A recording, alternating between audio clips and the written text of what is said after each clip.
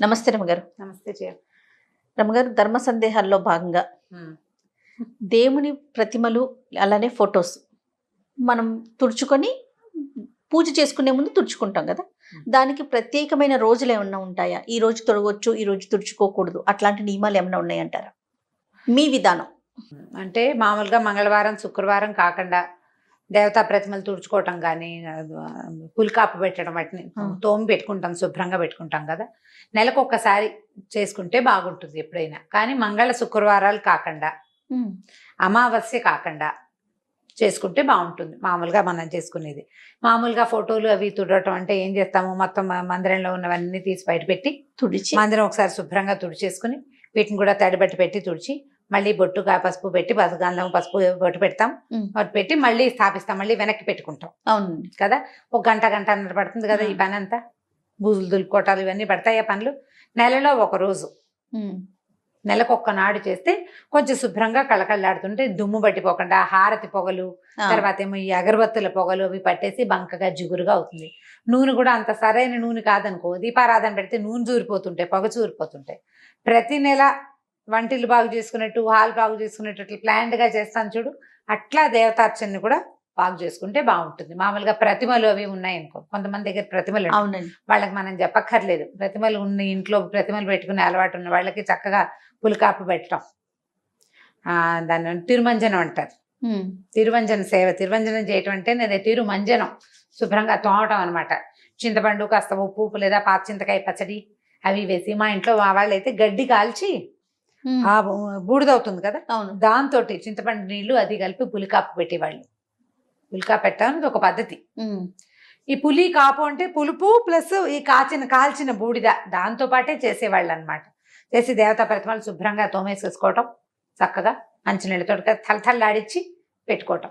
ఎప్పుడైనా శుక్రవారం మంగళవారం పనికిరాదు, ఇది సాధారణ నియమం.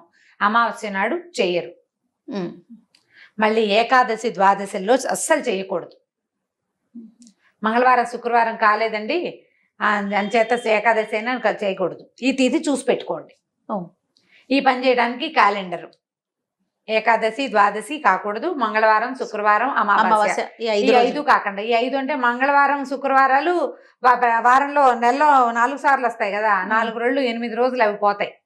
2 ఏకాదశులు 2 ద్వాదశులు 12 రోజులు పోతాయి. 13వది అమావాస్య. ఇవి కాకుండా, ఇదే కాకుండా మీ ఇంట్లో పెద్దవాళ్ళకి ఏదైనా ప్రత్యేకమైన పద్ధతి ఉంటే ఫలానా తిథిలో చేయాలన్న నియమం ఇంట్లో అమ్మమ్మలతో నాయనమ్మల దగ్గర ఉంటుంది, కనుక్కొని చేసుకోవచ్చు. ఓకే, అడిగి చేసుకోవటమే. అయితే ఈ పులికాపు పెట్టిన తర్వాత ఏం చేసుకుంటాం, మళ్ళీ అన్ని వెనక్కి పెట్టుకుంటాం కదా. ఈ పెట్టినప్పుడు ఏం చేస్తామంటే 2 విధానాలు చేస్తారు చేయ. మామూలుగా మేం చేసే విధానం ఏంటంటే గంధం కలుపుకుంటాం. గంధం అరగదీసి సాన మీద తీసి ఈ గంధం బొట్టు పెట్టి ప్రతిమకి, అప్పుడు దాని మీద కుంకుమ బొట్టు పెడతాం. నేను ఒకరి దగ్గర చూశాను, కుంకుమలో కొద్దిగా ఆవు నెయ్యి కానీ నువ్వుల నూనె చుక్క కానీ కలిపి రంగరిస్తారు, అది పెడతారు. కుంకుమ పెట్టాలంటే నూనె చుక్క వేయాలి అందులో, అప్పుడు కుంకుమ రాలిపోకుండా ఉంటుంది. ముదురు రంగులో అలా బొట్టు చక్కగా మెరమెరలాడుతూ కనిపిస్తుంది. నేను చూసాను. ఈ 2 పద్ధతులు చేస్తారు. గంధం పెట్టి బొట్టు పెట్టడం మామూలుగా మా ఇళ్లలో మేము చేసుకునే విధానం. పటాలైనా ప్రతిమలైనా కూడా గంధము పైన బొట్టు. ఈ గంధం సాంది లేవండి అంటే గంధాల డబ్బాలు కొనుక్కుంటాం కదా, అష్టగంధము అవి అంతే, కొద్దిగా కలపండి. గంధం కొంచెం కలిపి గంధపు చుక్క పెట్టడం, దాని మీద కుంకుమ అతితే చక్కగా కుంకుమ రాలిపోకుండా ఉంటుంది, చక్కగా చూడ్డానికి బాగా అతుక్కుంటుంది. గంధము కుంకుమ 2 అర్పించిన ఫలితం కూడా లభిస్తుంది.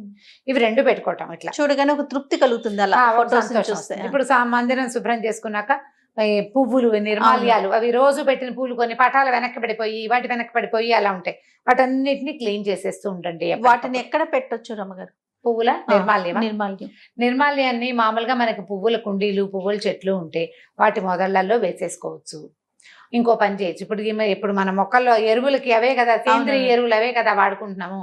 రోజు ఒక కవర్లో వేయడం, బాగా 3-4 గుప్పెళ్ళు అయిపోయిన తర్వాత ఏదైనా పెద్ద కుండీలో అడుగును పడేసి పైన మట్టేసేసేయండి. మన ఇంట్లో వెనకాల పెరళ్లలో స్థలాలు ఉంటే కనుక మొక్కల్లో వేసేసేయచ్చు. నిర్మాల్యం ఇన్ని పువ్వులతో పూజ చేసామనుకో, నిర్మాల్యం డిస్పోజ్ చేయలేకపోతాం. అవును, ఈ పువ్వు నిర్మాల్యం అంటే పూజా నిర్మాల్యం ఎలా ఉంటుందంటే, ఇవాళ పూజ చేస్తే రేపొద్దున తప్పకుండా నిర్మాల్యాన్ని తొలగించాలి. అలా ఉంచకూడదు. నిన్నటి పువ్వులు ఇవాళ ఉంచకూడదు. అది నియమం. ఆ పువ్వు తీసేసి ఫ్రెష్ పువ్వులు పెట్టా. మన దగ్గర ఎక్కువ పూలు రెండే పెట్టుకో. రోజువారీ నిండుగా పువ్వులతో పూజ చేస్తే చామంతులు అవి ఇంతంత ఉంటాయి చూడు, పెద్ద పెద్ద చామంతులు వచ్చినప్పుడు అవి కదలవు మెదలు వారమైనా అలాగే పచ్చగా మెరమరలాడుతూ ఉంటాయి. ఇప్పుడు మనం ఏం చేస్తాం, ఇవాళ పెట్టామా, ఇందాక నువ్వు అడిగిన డౌట్ చెప్తాను, ఇవి పెట్టాము, పెట్టిన తర్వాత ఈ రెండో రోజు కూడా పువ్వు అలాగే ఉంటుంది, ప్లాస్టిక్ పువ్వులే. తీయబుద్ధి కాదు, బాగుంది కదా అనిపిస్తుంది, కానీ ఆ పద్ధతి చేయకూడదు, తీసివేయాలి. పువ్వు అందంగా ఉందా లేదా అని కాదు, నువ్వు పెట్టిన రోజు రాత్రి గడిచిందా లేదా అనేది నియమం. మీకు ఆ పువ్వులు పచ్చగా ఉన్నాయి, పారే బుద్ధి లేదు, అలా అయితే ఓ పని చేయండి, చక్కగా ఆ పువ్వులు నిర్మాల్యం తీసి ఓ చిన్న ప్లేట్లో కాసి నీళ్ళు పోసి ఆ నీళ్ళలో వేసి హాల్లో పెట్టుకోండి.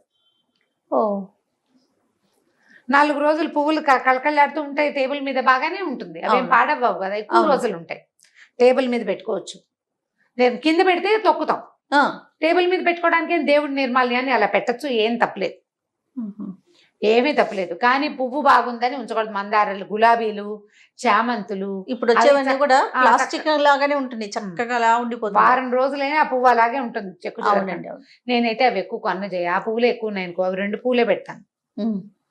ఏవో చిన్న శంకు పూలు, మందారాలు వాటితో పూజ చేసుకుంటే సరిపోతుంది. రోజువారీ పూజ ఇన్ని పువ్వులతో చేస్తే అదంతా నిర్మాల్యాన్ని చెల్లించలేక దుంప దిగిపోతుంది. పూజ చేసిన ఫలితం అంతా ఈ నిర్మాల్యాన్ని అలక్ష్యంగా పడేస్తే ఎక్కువ పాపం వస్తుంది. అలక్ష్యం చేయకూడదు, దాన్ని జాగ్రత్త చేయాలి, తొక్కే చోట వేయకూడదు, తొక్కకుండా ఉండే చోట పెట్టుకోవాలి. కుండీలు ఈజీ, మనకి ప్రతి కుండీలో ఎంతో కొంత ఖాళీ ఉంటుంది, కొద్దిగా మట్టి తొలగ తీసి పువ్వులు వేసేసి పైన మట్టి లాగేసినా కూడా 4 రోజుల్లో కుళ్ళిపోతుంది, మన మొక్కలకి సత్తువ అవుతుంది. తొక్కక్కర్లేకుండా సరిపోతుంది. పెద్ద మొక్కలు ఉంటే మరీ మంచిది, అందులో వేసేసేయటం అడుగున, లేదా మనకి పెరట్లో కాస్త ఖాళీ స్థలం ఉంటే ఒక చోట కాస్త గొయ్యిదే పెట్టుకొని రోజు పువ్వులు అందులో వేసేసి ఎప్పుడో ఒక రోజు అది మూసేస్తే ఒక 2-3 నెలల తర్వాత అది ఎరువు అయిపోతుంది. ఆ ప్రాంతం అది తవ్వి ఇంకో చోట పెట్టుకోవచ్చు, లేదా ఆ ప్రాంతంలోనే కొత్త మొక్క పెడితే కింద ఉన్న సత్తువుతోటి బ్రహ్మాండంగా మొక్క వచ్చేస్తుంది, మొక్కలు బాగా వస్తాయి. ఇలా ప్లాన్ చేసుకోండి. నిర్మాల్యాన్ని మాత్రం ఉంచకూడదు. దేవతా ప్రతిమలు క్లీన్ చేసుకునే విధానం కూడా ఇదే పంధ. దాంట్లో ఇంకా వేరే అమెండ్మెంట్ సాధారణంగా అయితే ఏమీ ఉండవు. మనం జాగ్రత్త వహించవలసిన 2 ముఖ్యమైన విషయాలు ఏంటంటే, పండక్కి మామిడాకులు, పువ్వులు, తోరణాలు కడతామా, కట్టి 4 రోజులు ఎండిపోయేవి అక్కడే ఉండేలాగా చేయబోకండి. 2వ రోజు తీసేసేయండి, లేదా 3 రోజులు ఉంచాలనుకుంటే 3 అయ్యాక 4వ రోజు తీసేయండి. శుక్రవారం, మంగళవారం తీయకూడదు, మనకు సాధారణ నియమాలు ఉంటాయి, అందరి ఇళ్లలోనూ ఉంటుంది. శనివారం నాడు తీసేయండి, శనివారం తీసేస్తే సరిపోతుంది కదా జ్ఞాపకంగా. ఇప్పుడు వాకిలి గుమ్మాన్ని కట్టింది కూడా నిర్మాల్యమేనా అనేది ఒక ప్రశ్న. గుమ్మాన్ని కట్టింది నిర్మాల్యమని భావించవలసిన అవసరం లేదు, కానీ ఈ రోజుల్లో వాటిని కూడా పారేయక్కర్ల. మన మామిడి మండలు అవి ఉంచుకుంటే ఈ పువ్వులు ఎక్కడైతే పడేసుకుంటాం, కుండీలో వేసుకుంటాం, మామిడి ఆకులను కూడా నలిపేసి అందులో పడేసేయండి. కిందది తొందరగా ఎరువు అవ్వడానికి పైన ఉన్న ఎండుటాకులు యూజ్ అవుతాయి. బంతి పూలు అవి పడేస్తే లాస్ట్ ఇయర్ మాకు 3 బంతి మొక్కలు వచ్చినాయి.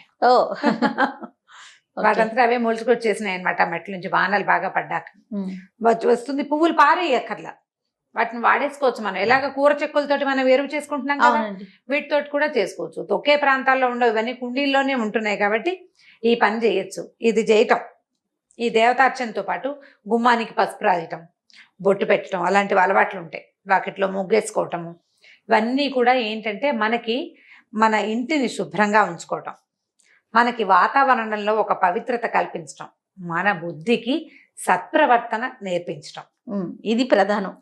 నియమం ఉండటం, నియమాలు తప్పకుండా తెల్లారులేవగానే వాకిలు తుడిచేయాలి, తడిపెట్టేసేయాలి, లేకపోతే నీళ్ళు కడిగేసేయాలి, ముగ్గు పెట్టాలి.